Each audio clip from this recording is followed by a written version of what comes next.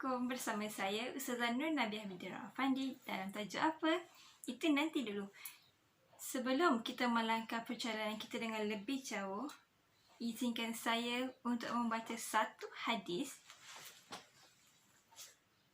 An Anas radhiyallahu anhu qala Rasulullah sallallahu alaihi wasallam yaqul Man kharaja fi talabil ilmi fahuwa fi sabilillah hatta yarji'.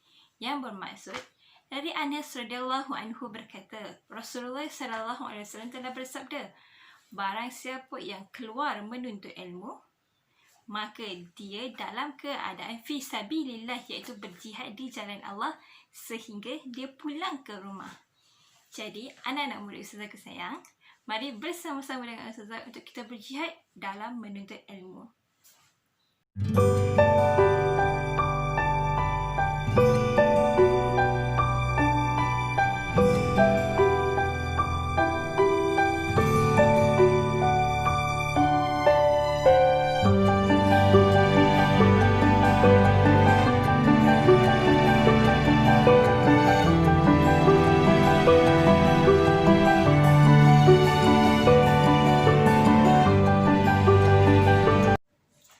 Assalamualaikum. Anda bersama saya kembali, Ustazah Nur Nabiah binti Afandi, atau lebih mesra awak boleh panggil saya Ustazah Nabiha. Baiklah, untuk hari ini saya akan mengajar awak semua mata pelajaran ibadat tahun 4. Awak rasa apa ya saya akan mengajar? Sabar, kita lihat skrin.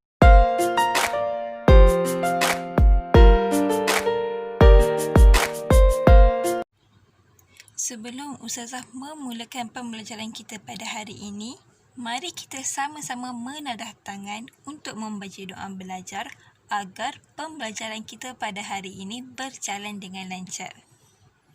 Bismillahirrahmanirrahim. Allahumma aftah alaina hikmataka wanshur alaina min khazaini rahmatika Ya Arhamar Rahimin. Rabbi shrah li sadri wa yassir li amri wahlul 'uqdatam min lisani yafqahu qawli. Amin amin ya rabbal alamin. Mudah-mudahan apa yang kita baca sebentar tadi Allah permudahkan semuanya.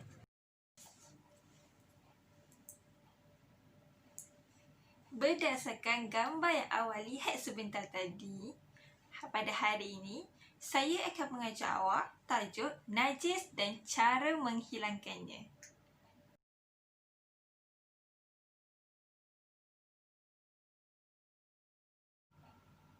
Sebelum Ustazah ingin meneruskan lagi pembelajaran kita pada hari ini, Ustazah ingin menyebut 3 objektif pembelajaran kita pada hari ini. Di akhir pengajaran dan pembelajaran kita pada hari ini, yang pertama, murid akan dapat membaca pengertian najis dengan lebih jelas. Yang kedua, murid dapat menyebut 6 daripada 7 jenis-jenis najis.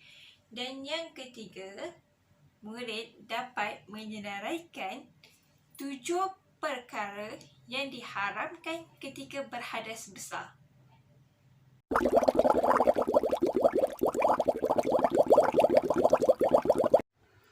Ibadat tahun 4. Najis dan cara menghilangkannya.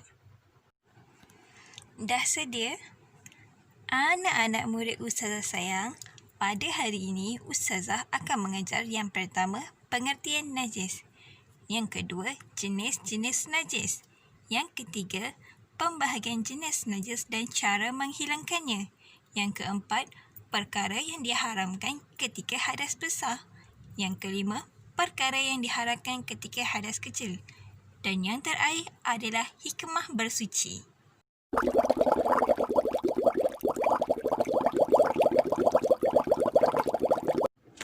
Pengertian najis. Najis ialah segala kotoran yang menghalang sahnya sesuatu ibadat seperti solat, puasa dan tawaf. segala kotoran bermaksud apa-apa kotoran seperti tahi cicak, darah, nanah dan sebagainya.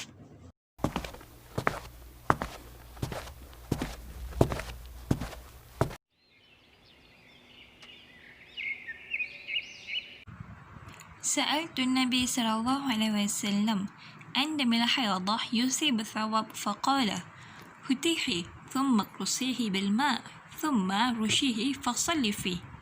Maksudnya, aku bertanya kepada Nabi SAW tentang darah haid yang terkena pada pakaian. Nabi SAW bersabda, basuhlah ia dan gosoklah ia dengan air serta siramlah ia setelah digosok. Kemudian, solatlah dengan pakaian tersebut. Riwayat At-Tirmidzi dan Abu Daud. Maka jelaslah bahawa berdasarkan hadis tadi, Nabi melarang untuk melakukan solat dengan berpakaian yang terkena darah. Bahkan, Nabi mengajar untuk membasuh dan kemudiannya memakai semula pakaian tersebut. Sama juga petang-petang awak keluar pergi main bola, awak main, awak tak perasan kaki awak terluka kena dekat seluar darahnya tu. Lepas tu tiba-tiba azan maghrib. Allahu Akbar, Allahu Akbar. Awak pun lari laju-laju pergi ke masjid. Masa nak ambil wuduk tu, barulah awak perasan seluar awak tu berdarah. Jadi macam mana awak basuh darah tu bersih-bersih, kemudian awak bawalah ke solat. Itu sah.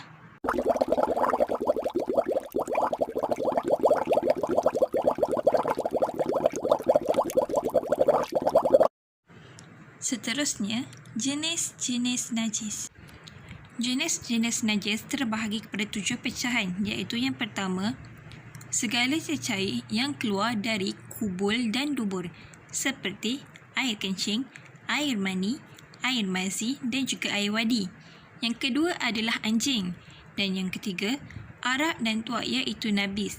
Seterusnya, hasil kacukan anjing atau babi dengan haiwan yang suci, seperti kacukan anjing dan juga lembu. Semua bangkai dikategorikan sebagai najis kecuali bangkai manusia, bangkai ikan dan juga bangkai belalang. Seterusnya adalah babi.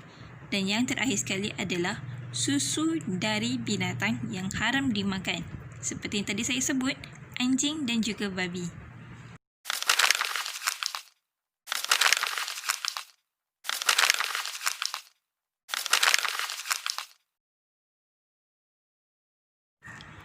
Pembahagian jenis najis terbahagi kepada 3 bahagian, iaitu yang pertama, najis muhaffafah. Najis muhaffafah adalah najis yang paling ringan di antara najis-najis yang lain. Contohnya adalah air kencing kanak-kanak lelaki yang berusia di bawah umur 2 tahun. Kanak-kanak itu harus tidak makan atau minum selain daripada susu ibunya. Seterusnya adalah yang kedua, najis mutawasitah. Najis pertengahan, tak terlalu ringan dan juga tak terlalu berat. Contohnya, segala sesuatu yang keluar dari dubur atau kubul manusia ataupun binatang, darah, nanah, arak dan juga bangkai. Seterusnya adalah yang terakhir sekali adalah najis mughalazah, iaitu najis yang paling berat. Contohnya anjing dan babi serta keturunannya dan barang-barang yang diperbuat daripadanya.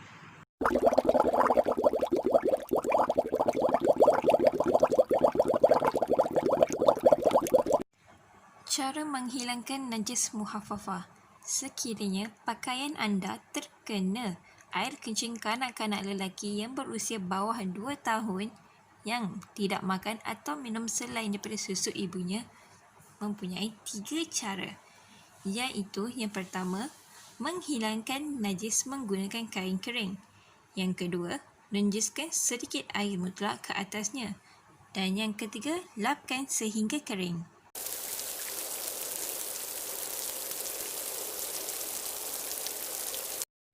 Najis mutawasitah adalah seperti darah, nanah, muntah, bangkai dan juga arak.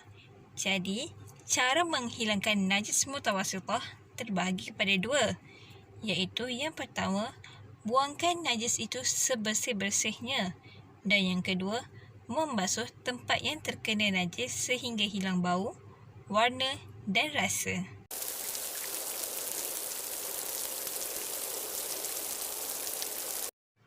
Dan akhir sekali, cara menghilangkan najis mughalazah, iaitu najis yang paling berat di antara najis-najis yang lain. Cara menghilangkan najis ini terbagi kepada 2 langkah, iaitu yang pertama, buangkan najis itu sebersihnya, dan yang kedua, membasuh sebanyak 7 kali air, iaitu yang pertama dimulakan dengan air tanah dan diikuti 6 air mutlak.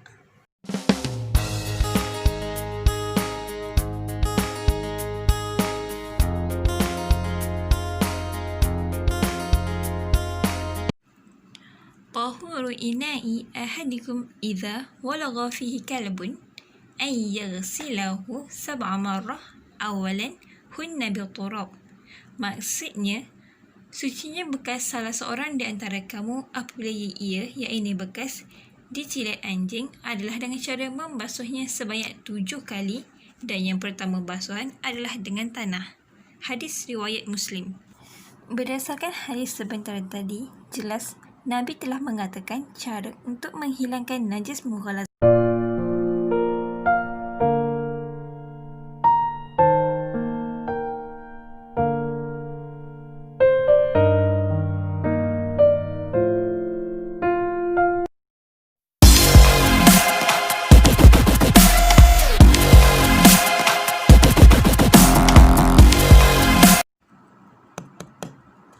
Perkara yang diharamkan ketika berhadas besar. Yang pertama, solat fardu atau solat sunat. Ketika mana seseorang itu dalam keadaan berhadas besar, dia dilarang untuk menunaikan solat fardu atau solat sunat sama sekali. Yang kedua, menyentuh dan membawa mushaf Al-Quran. Yang ketiga, menetap di dalam masjid sama ada sekadar beriktikaf ataupun niat untuk kekal di dalamnya. Dilarang sama sekali, ya. Yang keempat, sujud tilawah atau sujud syukur. Seterusnya, membaca khutbah Jumaat. Yang keenam, tawaf fardu atau tawaf sunat. Dan yang terakhir sekali adalah membaca Al-Quran.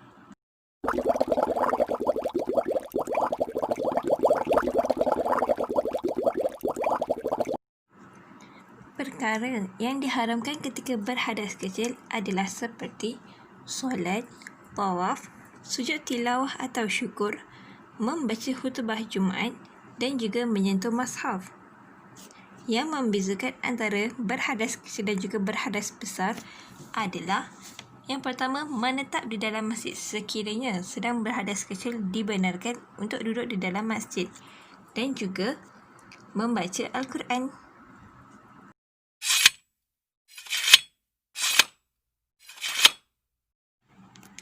Isi pembelajaran kita yang terakhir adalah hikmah bersuci. Yang pertama, ibadah diterima oleh Allah. Jika seseorang itu sentiasa menyucikan dirinya terlebih dahulu sebelum melakukan amal ibadah, nescaya amalannya itu diterima oleh Allah. Yang kedua, menjaga kesihatan dan kebersihan diri. Apabila seseorang itu sentiasa menyucikan diri, maka kesihatan dan kebersihannya itu terjamin. Dan yang ketiga, dikasihi Allah dan rakan-rakan. Sebagaimana ada satu hadis menyatakan, an-nazafatu minal iman, yang membawa maksud kebersihan itu separuh daripada iman. Maka Allah menyayangi orang yang menjaga kebersihan.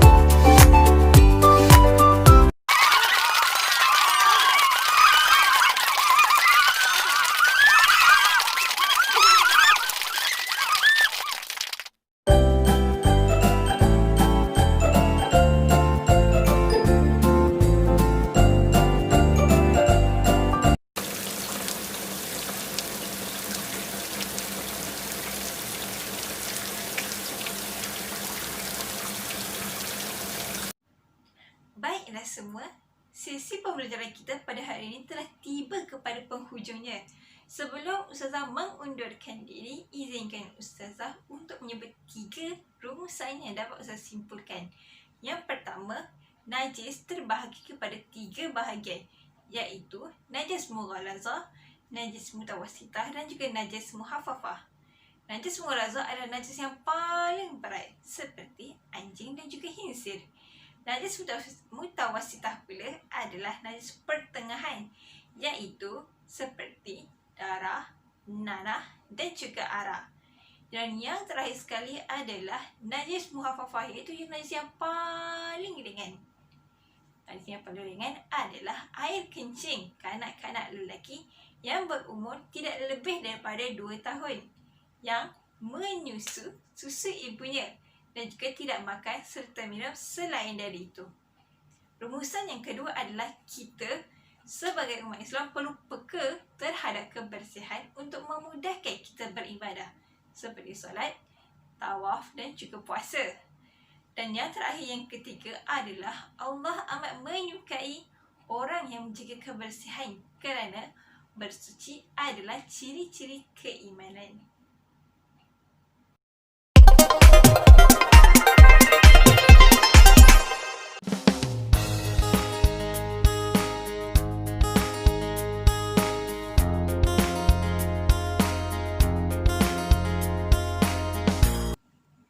Berakhir sudah sesi pembelajaran kita pada hari ini.